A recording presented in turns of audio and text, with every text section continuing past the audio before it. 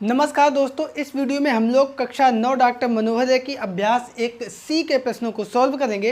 तो देखते हैं, इसमें पहला प्रश्न हमारा दिया गया है कि निम्नलिखित संख्याओं को संख्या रेखा पर निरूपित कीजिए।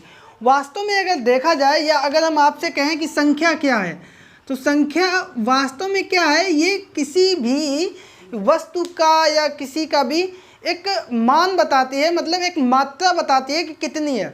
जैसे ये हमने लिखा 2। अब ये 2 खुद में क्या है, खुद में 2 कुछ नहीं है। अब हम कहें कि मार्कर कितने हैं मेरे पास, तो आप बोलेंगे 2। तो ये हमने इनकी मात्रा 1 और 1 2, तो ये 2 को इस तरीके से एक संकेत दे दिया। ये संकेत हमारा 2 को प्रदर्शित करेगा। अगर हम रोमन भाषा में जाएं तो वहाँ पर 2 को हम लोग इस तरीके से प्रदर्शित करते थे। हिंदी में जाएं तो 2 हम ऐसे लिखते थे। इंग्लिश में 2 इस तरीके से, गलत हो गया, इंग्लिश में 2 इस तरीके से लिखते थे। तो कुल मिला के ये जो संख्या होती है, ये एक मात्रा होती है किसी की भी, और उसको प्रदर्शित करने का एक माध्यम होता है। तो वही काम यहाँ पे अब हमें करना है एक संख्या रेखा से। संख्या रेखा से बहुत आसानी से हम बता सकते हैं कि अब 2 अगर हम संख्या रेखा पे बोले तो संख्या पे यहाँ पे है कोई शून्य, मतलब आप जहाँ पे खड़े हैं वहाँ पे आप मान लीजिए। अब यहाँ से हमें 2 दिखाना है, तो यहाँ पे खड़े हैं, वहाँ पे अगर हम शून्य मान लें तो 2 + 2 अगर है तो हम लोग आगे की तरफ जंप करेंगे, 1 और 1 2। तो यहाँ पे अब हम आ गए, ये हमारा प्रदर्शित हो गया 2 संख्या रेखा पर। वहीं अगर हम पीछे जाएं और अगर हमसे कहा जाए -1, तो वहाँ से हम पीछे की तरफ एक कदम आ जाएंगे, तो वो -1 हो जाएगा। तो इसी तरीके से ये परमेय संख्याओं को हम इसमें संख्या रेखा पर प्रदर्शित करने जा रहे हैं। तो देखो यहाँ पर है 1/5 और ये प्लस में है। इसका मतलब ये अगर शून्य है, ये संख्या रेखा हमने बना ही दी है पहले से, ये 1 है और ये आगे इस तरीके से 2 जाएगा, इधर पीछे ये आएगा -1 और इस तरीके से संख्या रेखा जो है आगे भी अनंत तक रहती है, पीछे भी अनंत तक जाती है। ठीक है, तो यहाँ पे अगर हमें प्रदर्शित करना है 1/5, तो उसके लिए क्या होगा, 1 से कम है मान, 1 और 0 के बीच में होगा यहाँ पे। अब कहाँ होगा, तो उसके लिए हमें इसके 5 बराबर भाग करने पड़ेंगे, जितना हर में दिया है। तो 1 2 3 4 5, एक भाग ये हो गया, दूसरा भाग ये हो गया, तीसरा भाग ये हो गया, चौथा भाग ये हो गया, पांचवा भाग ये हो गया।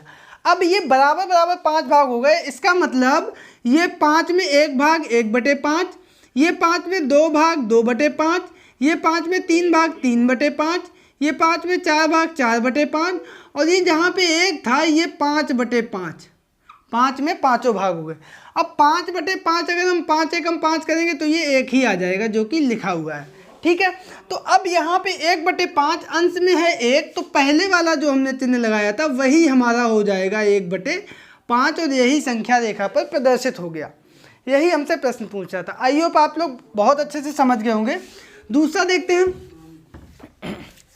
-2/5। अब इसमें देखो, ये हमारी लाइन है 0, ये हो गया बीच में। 0 हमेशा बीच में ही रहता है, उसको कोई फर्क नहीं पड़ता कहाँ क्या हो रहा है क्या नहीं हो रहा है, ये 0 बीच में ही रहता है हमेशा। -2/5, तो ये पहले तो ये 1 से कम है, इसका मतलब ये हमने -1 माना था, इधर हमने +1 माना था।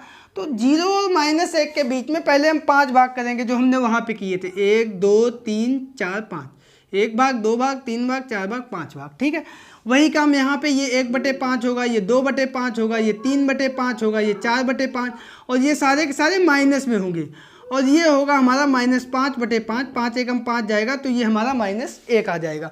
यहाँ पे -2/5, तो ये जो दूसरा वाला चिन्ह था ये हमारा दैट इज कॉल्ड -2/5। तो ये हमारा संख्या रेखा पे प्रदर्शित हो गया। तीसरा है 3 सही 2/7। बहुत ध्यान से इसको देखो, 3 सही 2/7। तो पहले तो हमने बोला बीच में क्या रहता है, हमारा शून्य रहता है। ठीक है, ये मान लिया शून्य। इसके बाद यहाँ पे हो गया +1, यहाँ पे हो गया +2, यहाँ पे हो गया +3। ठीक है, और यहाँ पे हो गया +4। अब हमसे कह रहा है 3 से 2/7, नीचे बटे में कितना है, 7 है। इसका मतलब हमें इसके कितने भाग करने पड़ेंगे, 7 भाग करने पड़ेंगे, 1 2 3 4 5 6 7।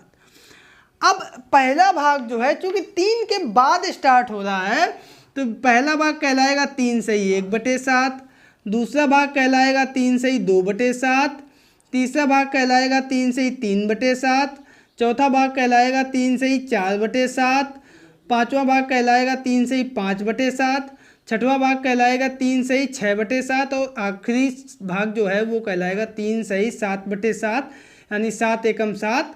तो ये 3 और 1 हो जाएगा 7 या 21 और 4, 7 चौको 28/7, यानी 7 चौको 28, 4 हो जाएगा।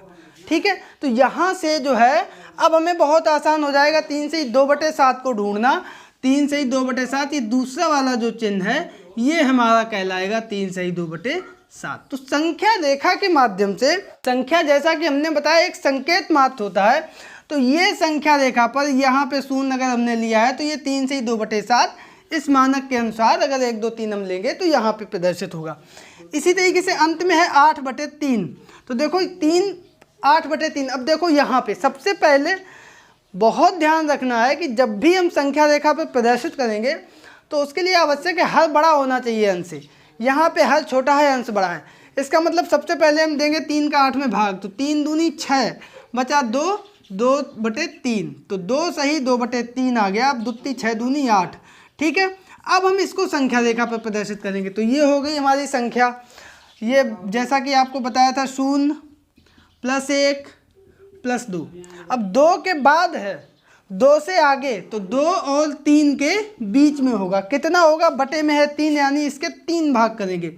1 भाग, 2 भाग और 3 भाग होगा। तो पहला भाग हमारा कहलाएगा 2 सही 1/3, दूसरा भाग कहलाएगा 2 सही 2/3 और तीसरा भाग कहलाएगा 2 सही 3/3। और इसको अगर हम अंश बटे हर में चेंज करेंगे तो दुत्ती 6 6 3 9/3, यानी 3 तिया 9 और ये 3 जो था वही आ जाएगा। ठीक है, तो यहाँ से देखो हमें प्रदर्शित करना है 2 से 2/3। तो पहला 2 से 1/3, दूसरा 2 से 2/3। तो ये वाला जो है ये हमारा 2 से 2/3 संख्या रेखा पर प्रदर्शित हो गया। तो दोस्तों ये था प्रश्न नंबर 1। बहुत डिटेल में आपको हमने बताया और उम्मीद करते हैं इस वीडियो को देखने के बाद आप लोग किसी भी नंबर को संख्या रेखा पर प्रदर्शित कर सकते हैं। होमवर्क के लिए आपको हम कुछ प्रश्न दे रहे हैं।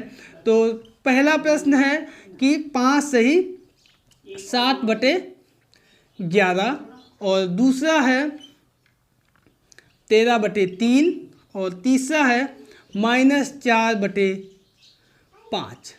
इन तीनों को आप लोग संख्या रेखा पर प्रदर्शित करेंगे। कोई समस्या अगर आएगी तो कमेंट बॉक्स में कमेंट करके हमें बताएंगे। अगला प्रश्न अगले वीडियो में। नमस्कार।